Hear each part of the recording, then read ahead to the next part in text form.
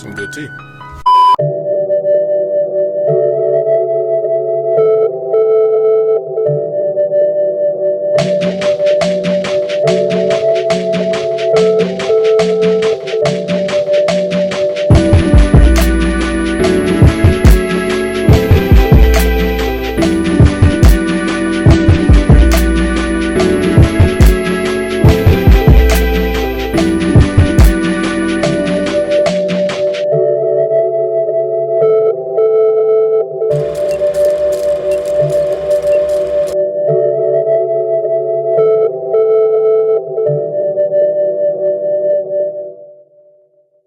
So The Alchemist Cookbook is a 2016 film that was directed by Joy Potticus, who also directed the films Ape, Buzzard, and also Relaxer, most of which, including today's film, was published through Oscilloscope Laboratories, where I find myself more and more interested in a catalog of seemingly creative and obscure movies, which to me is pretty much landing within a gold mine. I'll drop a link so you can check out the movies for yourself. So the story is quite an interesting one. Put it simply, it stars our main character by the name of Sean, played by Ty Hickson, who decides to seclude himself in the middle of the woods for reasons unknown, other than a desire to create gold and fulfill his obvious unrealistic delusions of grandeur of just being wealthy. So how is he gonna do this? He wants to create gold through alchemy. Now, for the unaware, alchemy can be seen as a practice of transforming something into something else. Many try through scientific experimentation, but oftentimes many would consider accomplishing it through, well, magical or ritualistic means, depending on your beliefs. The film opens up with Sean showcasing somebody who, within their isolation, has remarkably become a survivalist. You would have thought this was the last man alive after a zombie apocalypse or something, with how he utilized his resources around him. But whenever he's not gathering resources or messing around in his imagination out in the wild, you see Sean being like a scientist, mixing up chemicals and toying with liquids. His overall goal is to utilize alchemy to create gold, to become rich and live a lavish life with him and his cat. And ridiculous as that sounds, this is the key plot of the film. Now, if you look at Sean as an individual, you can get the sense that on a fundamental level, he just isn't what you would like to call a person that's, you know, all the way up here in the head. This is pretty much hinted at throughout the film with his sense of paranoia. Although he's in the middle of nowhere, you can also see this through his displaced sense of timing and reality as it is with society. And lastly, you kind of see this through his importance of him getting his pills. I mean, just describing this dude, it pretty much sounds like nothing but red flags, right? But him as a character and his, well, as I said before, his delusions of grandeur and his questionable means of pursuing such tasks is what made me watch the film all the way through. He sounds nuts, but it really doesn't kick in a high gear until you witness this man following the guidelines of this book. The only other character that even remotely endorses Sean's lifestyle is his friend Cortez, who comes by to pretty much drop off materials. He's kind of like the only line that Sean has to tie himself to the outside world. I believe it's this one event where a certain item goes missing where I think we begin to witness Sean's descent into madness. Remember what I said about alchemy? Well, Sean tries the scientific approach through chemistry, and that seemingly didn't work. So then he fools around and tries another way, meddling with forces that he shouldn't have. And he finds out quickly.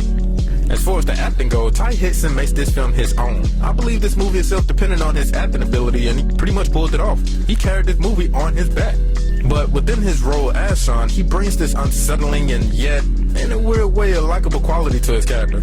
His body language and most certainly his facial expressions probably spoke more louder than his lines. Amari Cheatham, who acted in quite a few other films, most notably Knucklehead and Django Unchained, as well as some sitcoms, made playing Cortez feel so natural. His comedic remarks and comebacks about his friend Sean was definitely funny, but he made sure that the audience understood that he himself was also not what you would like to call a model citizen. This guy still may have some sense of reality still intact a little bit more than Sean, but that doesn't mean that he isn't the type of person that you would want to associate with pretty much out of sheer self-preservation. He comes off as a crook. Due to some questionable events within the movie that I don't want to spoil, there was this one particular scene where his delivery was just spot on. If you see this movie, you will understand which one I'm talking about. But in this scene, this not only showcased the range of his acting abilities through his emotions, but it also serves as a means for the viewer to take note as to what physical features are telling signs of, well, what he's becoming. Speaking of that, I do have to give it to the makeup artist and whoever was over the sound design department when it came to altering voices to make it sound like something you don't want to have no dealings with. Because what the filmmaker did with this film is just pure genius. In a lot of films, especially nowadays, it would appear that something must always be going on somewhere all the time. But instead, the Alchemist Cookbook takes the less is more approach and builds atmosphere and tension by just not having the character say anything for long and uncomfortable periods of time. There will be these scenes with just Sean eating and having a whole entire scene dedicated to him drinking a whole bottle of Gatorade. I'm going to have another sip of this. There's some good tea. Also, whenever songs of different genres aren't blasting, I will say that 90% of this movie doesn't have any background music or anything, and substitute for that are just the sounds of, well, the natural environment and occasionally sounds to tease the presence of something else lurking around. Even all the way down to how this film is shot, though beautiful within its picture, I can still see that there were certain techniques that was used purposefully not to show or obscure the very focus the director knew that the audience would be zeroing in on.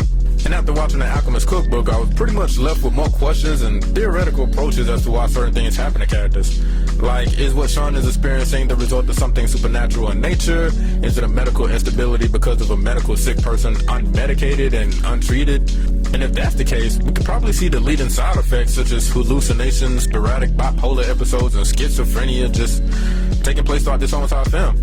Or maybe we're just watching a guy who just exposed himself to too many dangerous chemicals.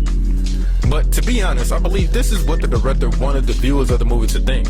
In that respect, he definitely succeeded because I watched this film quite a few number of times. And each time, I was just straight up investigating. I was looking at the frames, sounds, hints that I may have overlooked in the beginning that possibly foreshadowed the fate of his characters. Mr. Partaker's directorial decision to subtract and include little to no exposition on key elements is what actually keeps the Alchemist Cookbook intriguing, engaging, and also allows the imagination of his viewers just to go wild with all types of explanations. But regardless of how indistinguishable the truth of the matter is, this film message remains the same, and that is, taking the easy route can be very costly. One thing I do have to say about this movie before I end this review is that I feel like the trailer lied to people. Like, according to the trailer, this movie seems to be advertised as a comedy. But really, to me at least, nothing about this film was even remotely funny. You're pretty much watching sketchy and borderline psychotic people messing around with dark things. But that's just me though.